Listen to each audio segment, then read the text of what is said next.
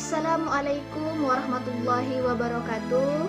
Assalatu wassalamu ala asrafil anbiya'i wal mursalin wa ala alihi wa sahbihi ajma'in, amma ba'd. Rabbi israh li sadri wa yassir li amri wahlul 'uqdatam min lisani yafqahu qawli. Ya Allah, ya Tuhanku, lapangkanlah dadahku, mudahkanlah segala urusanku, lepaskanlah kekakuan dari lidahku supaya mereka mengerti perkataanku. Ya Allah, ya Tuhanku, bersihkanlah hati-hati kami pada sore hari ini, ya Allah. Ya Allah, mudahkanlah kami dalam menerima ilmu dan mudahkanlah kami dalam mengamalkan apa-apa yang kami tahu. Amin, amin ya rabbal alamin. Baiklah anak-anak Bunda doakan semoga kalian sehat-sehat ya di rumah. Sore hari ini Bunda akan menyampaikan kultum yang berkenaan tentang sodaqoh atau sedekah.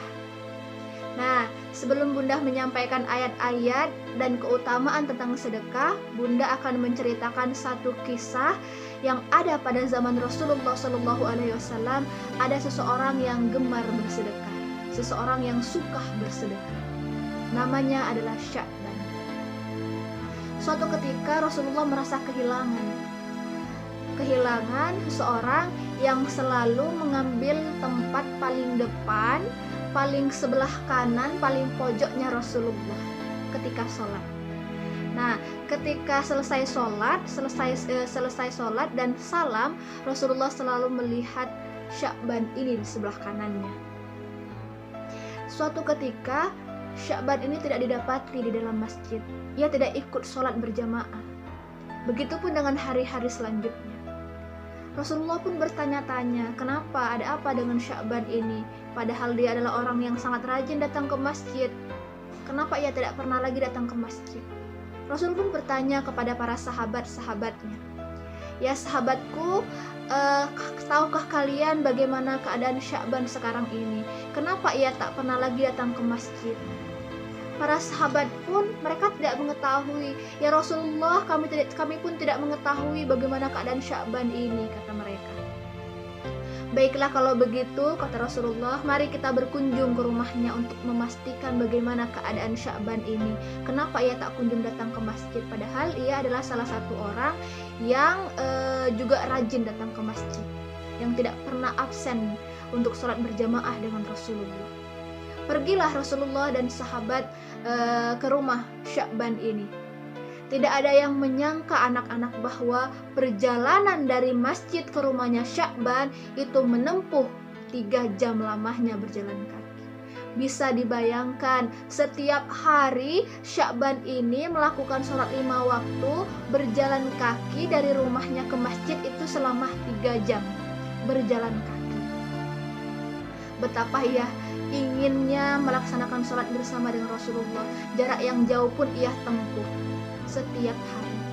Sesampainya di rumah Sya'ban ini, Rasulullah mengetuk pintu, dan yang membuka pintu adalah istri dari Sya'ban ini yang sudah berlinang air mata anak-anak. Ia mengatakan kepada Rasulullah, ya Rasulullah, Sya'ban sudah meninggal ya Rasulullah. Ternyata Sya'ban ini sudah meninggal anak-anak. Itulah kenapa ia tidak kunjung datang ke masjid. Kemudian sang istri pun mengatakan sesuatu kepada Rasulullah. Ya Rasulullah, menjelang detik-detik wafatnya Sya'ban, Sya'ban mengatakan 3 perkara yang aku pun tak paham itu apa maksudnya.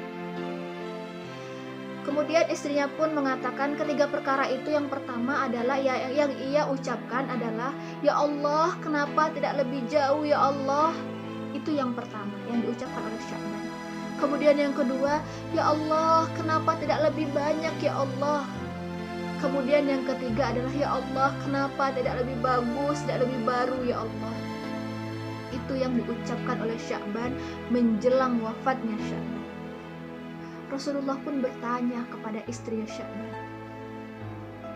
ya istrinya Sya'ban, tolong ceritakan bagaimana kebiasaan-kebiasaan yang sering dilakukan oleh Sya'ban di setiap harinya sebelum ia meninggal. Istrinya pun menceritakan bahwa, ya Rasulullah, Sya'ban ini adalah orang yang sangat rajin datang ke masjid. Setiap hari ia berjalan kaki menuju masjid. Ia selalu membawa roti kering karena hanya itu saja yang kami miliki ya Rasulullah. Di tengah perjalanan ia selalu membaginya setengah dengan orang-orang yang membutuhkan, dengan fakir miskin anak-anak. Kemudian ia juga suka memakai baju bagus, kemudian dilapisi di dalamnya, dan di luarnya dilapisi dengan baju yang usang anak-anak. Karena ketika perjalanan untuk menuju masjid itu banyak sekali debu karena perjalanan yang sangat jauh. Jadi sesampainya ia di masjid, dia ingin melaksanakan sholat, baju yang usang itu ia lepas, kemudian ia memakai baju yang bagus ketika sholat. Itulah kebiasaan Sya'ban. Kemudian Rasulullah pun mengatakan bahwa ketiga perkara yang Sya'ban sebut menjelang ia meninggal itu dikarenakan Allah Subhanahu wa Ta'ala memperlihatkan surga kepada Sya'ban. Allah Subhanahu wa Ta'ala memperlihatkan pahala yang Sya'ban kumpulkan selama ini dari sedekahnya Sya'ban. Adapun perkara yang pertama, kenapa Sya'ban ini mengucapkan, ya Allah, kenapa tidak lebih jauh rumahnya? Karena pahala yang Allah berikan kepada Sya'ban itu sangat besar anak-anak ketika ia berjalan kaki menuju masjid untuk melaksanakan sholat. Seandainya rumahku lebih jauh lagi, maka pahala yang aku kumpulkan akan lebih banyak lagi, maka dosa-dosaku akan Engkau hapuskan, maka derajatku akan lebih tinggi lagi Engkau naikkan ya Allah. Begitu kata Sya'ban anak-anak. Kemudian perkara yang kedua adalah kenapa tidak lebih banyak lagi ya Allah? Setiap hari ketika ia ingin menuju ke masjid, ia selalu membawa bekal. Dan bekalnya itu ketika ia bertemu dengan fakir miskin, ia berikan setengah dari bekalnya. Dan ia mengatakan, ya Allah, kenapa tidak lebih banyak lagi? Seandainya aku mengetahui pahala bersedekah itu sangatlah banyak, maka semua hartaku, semua makananku akan kuberikan kepada fakir miskin. Begitu kata Sya'ban anak-anak. Kemudian perkara yang ketiga adalah kenapa ya Allah tidak lebih baru, tidak lebih bagus lagi? Setiap hari Sya'ban ini selalu memakai baju bagus di dalam dan memakai baju usang di luar. Ketika sholat ia memakai baju bagus, dan ketika ia bertemu dengan fakir miskin, baju bagusnya ia lepas, ia kasihkan ke fakir miskin, dan ia memakai baju yang usang. Itu pun ia masih merasa kurang. Seharusnya baju yang ia berikan itu lebih bagus lagi untuk fakir miskin, seharusnya lebih baru lagi untuk fakir miskin. Itulah Sya'ban yang dengan kemuliaan hatinya yang ia sering bersedekah di jalan Allah. Penyesalan-penyesalan, ia merasa kurang, seharusnya lebih banyak lagi bersedekah semasa ia hidup. Padahal dia juga bukan orang yang sangat kaya raya, dia adalah orang miskin. Dia selalu bersedekah anak-anak. Oleh karena itu Bunda akan membacakan satu ayat yang berkenaan tentang orang-orang yang menyesal karena dia tidak pernah bersedekah semasa ia hidup di dunia, yakni surat Al-Munafikun ayat 10. Bunda akan bacakan ya. A'udzu billahi minasy syaithanir rajim. Bismillahirrahmanirrahim. Wa anfiqu mimma razaqnakum min qabli an ya'tiya ahadakumul maut min qabli an ya'tiya ahadakumul maut fayaqula rabbi laula akhartani ila ajalin qarib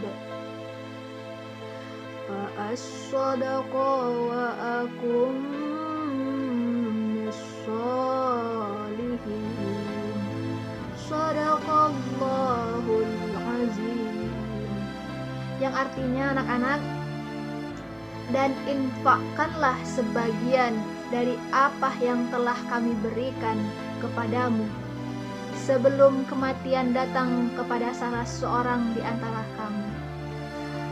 Lalu dia berkata atau menyesali, "Ya Tuhanku, sekiranya Engkau berkenan menunda kematianku sedikit waktu lagi, maka," katanya, "maka aku dapat bersedekah dan aku akan termasuk orang-orang yang soleh." Ayat ini anak-anak menceritakan tentang betapa seseorang yang sudah meninggal ia meminta waktu lebih sedikit lagi, waktu lebih lama lagi di dunia untuk bersedekah. Karena ia tahu amal dari bersedekah, pahala dari bersedekah itu begitu besarnya. Nah, anak-anak, dari cerita yang Bunda kisahkan tadi, kita dapat mengambil contoh dari Sya'ban saja yang ia bukan dari orang kaya raya, dia bukan orang yang memiliki harta yang banyak, dia juga tidak memiliki kendaraan, tetapi dia selalu senantiasa bersedekah di jalan Allah. Apa yang ia miliki, ia selalu memberikannya kepada saudara-saudaranya yang membutuhkan. Marilah anak-anak, sekarang kita alhamdulillah dalam keadaan sehat, Allah memberikan rezeki yang banyak, memberikan rumah yang bagus, memberikan kendaraan yang bagus, kita bisa sekolah, kita bisa bersama dengan kedua orang tua kita. Begitu banyak nikmat yang Allah berikan kepada kita, maka mari kita lebih giat lagi untuk bersedekah. Kita beri sahabat-sahabat kita, saudara-saudara kita yang kurang mampu. Nah, anak-anak, itu saja kisah tentang sedekah kita pada hari ini. Semoga kita semua bisa menjadi orang-orang yang lebih baik ke depannya. Amin, amin ya rabbal alamin. Baiklah, Bunda tutup ya kultum kita hari ini. Bunda akhiri, wabillahi taufiq wal hidayah. Wassalamualaikum warahmatullahi wabarakatuh.